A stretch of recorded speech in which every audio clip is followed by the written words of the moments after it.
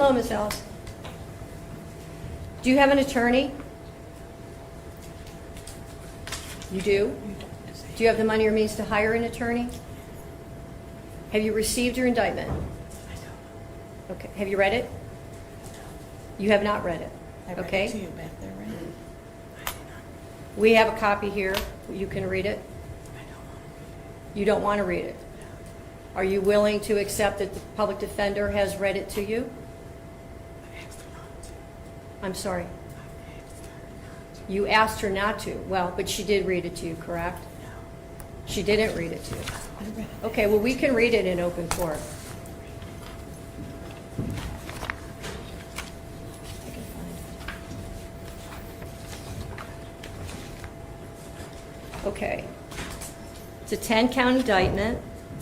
Count 1 alleges that on or about June 3rd, 2024, the defendant did purposely and with prior calculation and design cause the death of J.W.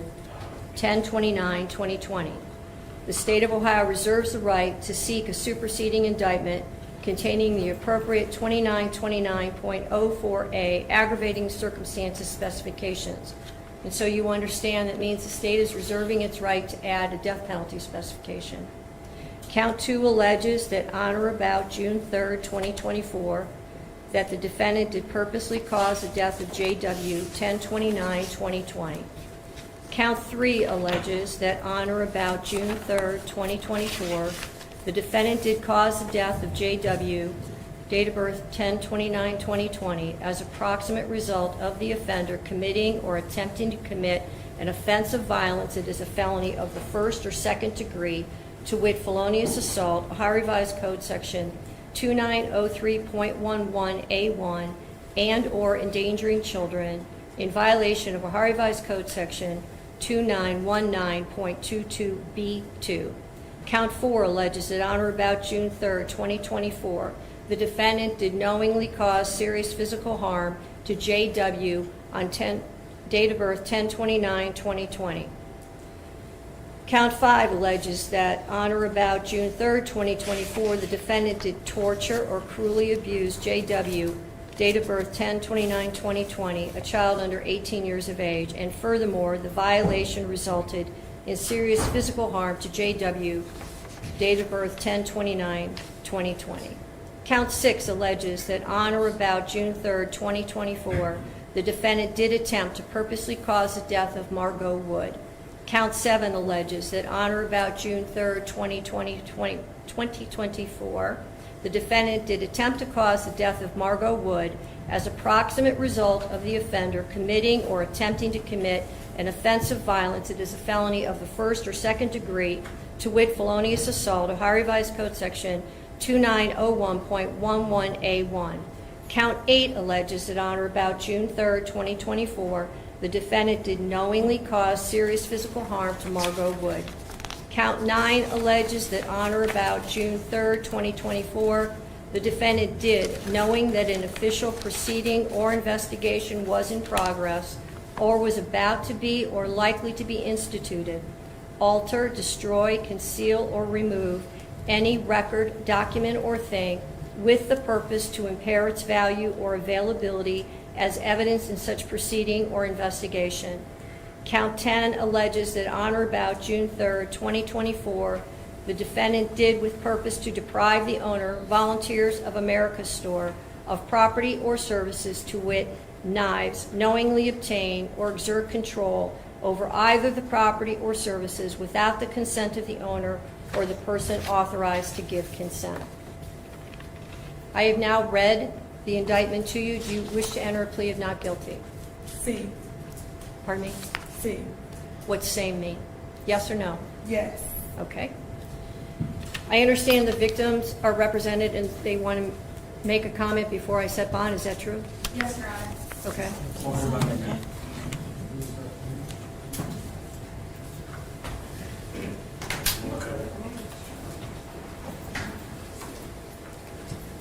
Good morning, sir. Could you start with your name? My name is Jared Wood, father of the deceased, husband of Margot. Your Honor, that day, 1 week ago, she took everything from us. There's nothing that could ever replace my son, or anything that my wife and I, or even our other kids, are going through. It's horrendous. And I really wish no bail, period, or extend it to the max limit possible that you can, at the very least. Just do whatever you can to keep this monster behind bars. Thank you, sir. Is there anything else you would like to say? That'll be it. Thank Okay. you, Your Honor. Thank you.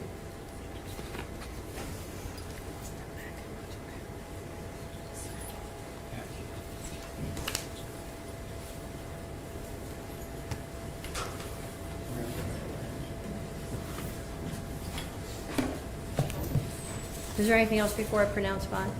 Your Honor, we would just ask that you consider assigning the Public Defender's Office, recognizing this is not our number. We did represent her at the first appearance unit.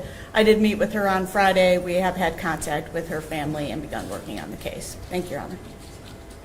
When the original bond was set out of Muni Court, the bond was set at $1 million, and it was before the passing of one of the alleged victims.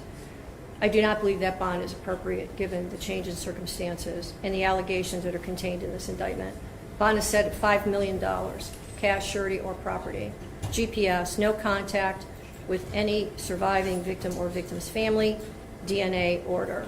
Judge is John Russo. Pretrial is June 17th at 9 a.m.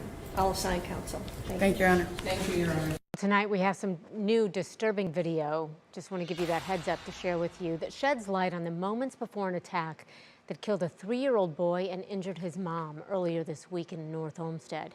It shows the suspect, Bianca Ellis, at the police station before the incident, and then you see her there walking around with a knife inside Giant Eagle.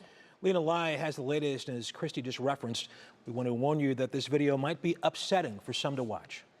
New video shedding light on the 30 minutes before a deadly stabbing in North Olmsted Monday. The video showing Bianca Ellis walking into the police station there around 2:30 that afternoon. She's pushing her own wheelchair with a suitcase. Police say she was there in connection with her arrest the week before. You got anything on you at all? Ellis had a warrant for her arrest tied to a previous theft conviction. Police arrested her and then let her go. 4 days later, Ellis is seen going to the Volunteers of America thrift store, where police say she stole 2 knives, then briefly stopped in bins and things before walking into Giant Eagle. At 2:58, she walks past the service desk with the knife waving by her side, and no one appears to see it. Then we see her walking near the cash registers. Again, no one appears to see or react to the knife. She then passes Margot Wood and her 3-year-old son, Julian. Ellis immediately turns around and starts to follow them. Cameras show just before 3 p.m., Ellis walked into the lobby and follows behind the mother and son as they exit the store. Cameras then show her following them through the parking lot and to their car. Somewhere near their vehicle, Miss Ellis then attacked the 2 of them.